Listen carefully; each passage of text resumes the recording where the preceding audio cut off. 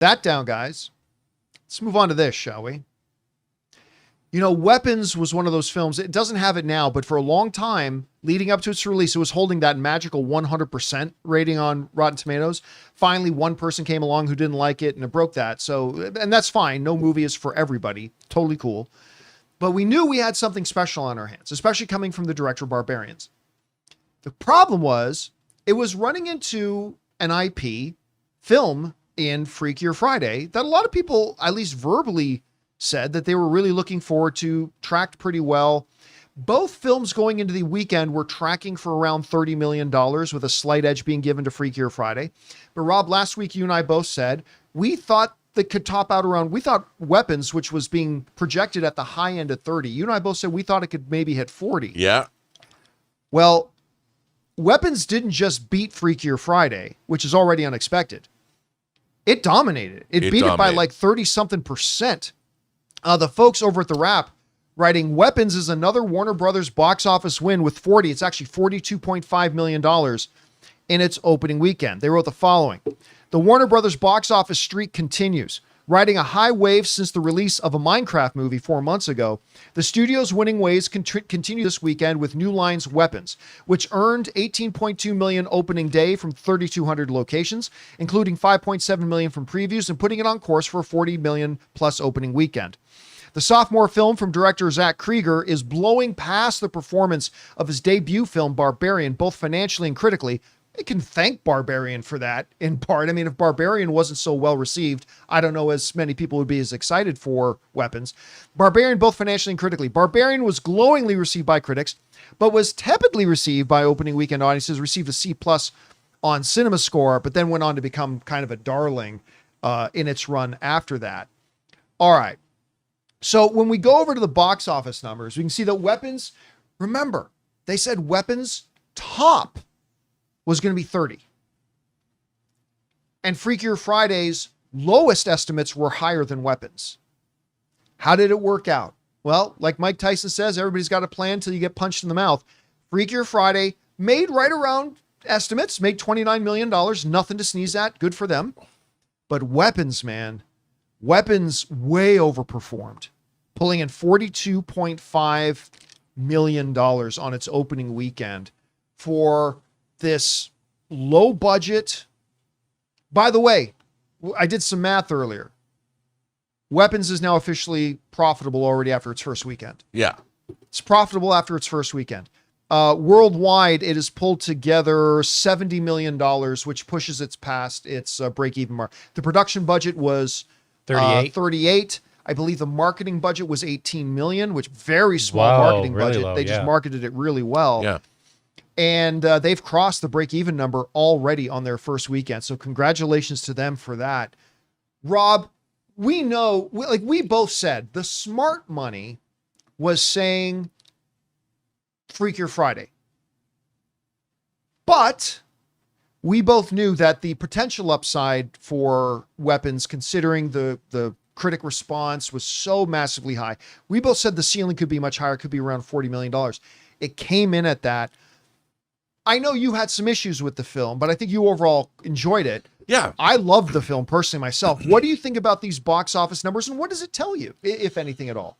Well, look, you know what? Again, I'm all about authorship, and this is an auteurist horror vision, a writer-director with the support, by the way, of our friend producer Roy Lee, you know, who was discovered Barbarian, and I mean, Zach Krieger's background is comedy.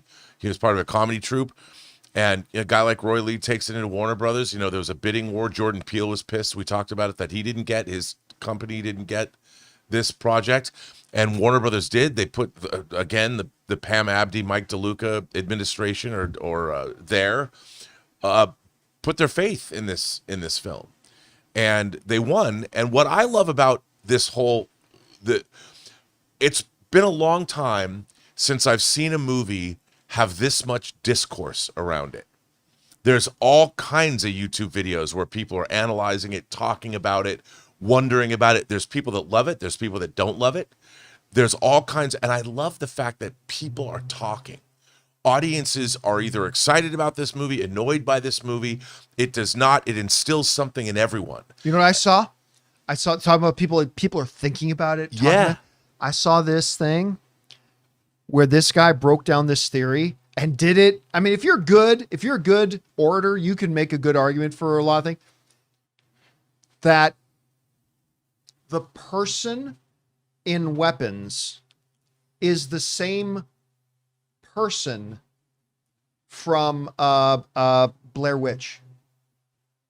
And it's just like, I know, like, but I'm just saying when I went through everything they're doing, like, damn, they make a compelling argument. Anyway, sorry. But that's what's so great about this movie is it's got the fan base talking. You know, how often is it we see these movies and people, it sucked. You know, even people that don't like this movie very much are going out and making these long videos talking about what's happening. And it reminds me of the days of old when fans were excited. You know, they were excited to talk about something. This is original. Whether you like it or not, whether you think it's a classic or not. I love how some people think this is classic and others are like, this isn't that good. It's overrated. And everybody's but they're talking. They're excited to talk about something that's new. And, you know, Zach Kreger's probably laughing, I got Resident Evil cooking. I've got this space movie I want to make, or at least I want him to make it. I mean, he's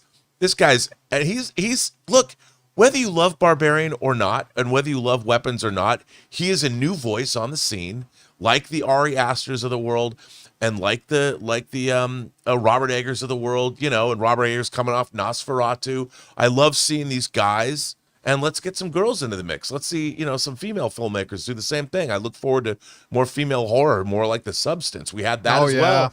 You know, so we're living these films, everybody expects these films to be perfect, which is weird.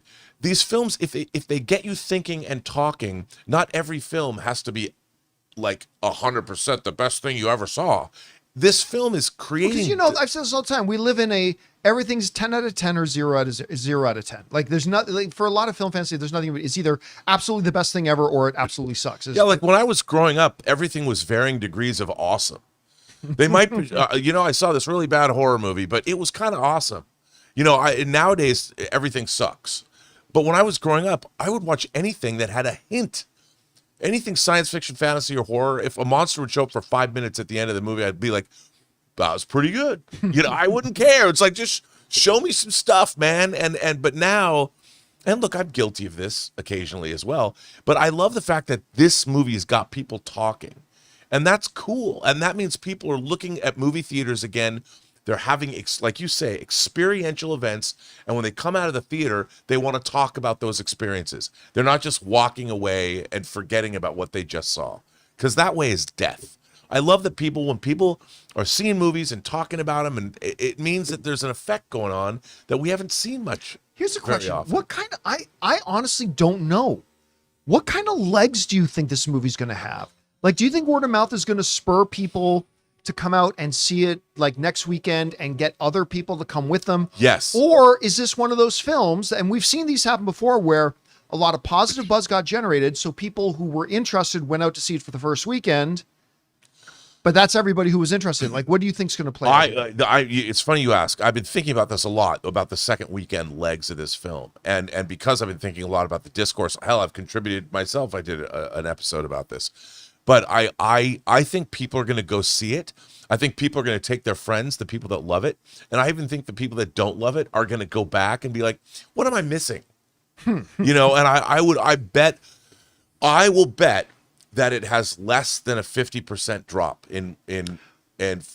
for horror. That's usually there's a big drop because it's front loaded. Horror is front loaded. To support your thesis, the only thing really that you can correct me if I'm wrong on this, Jonathan, but the only thing I can think of that's opening up this week is Nobody 2. You're right. Because I'm looking at the schedule right now. And Nobody 2's tracking is soft. Yeah. And by the way, ain't soft. Yeah.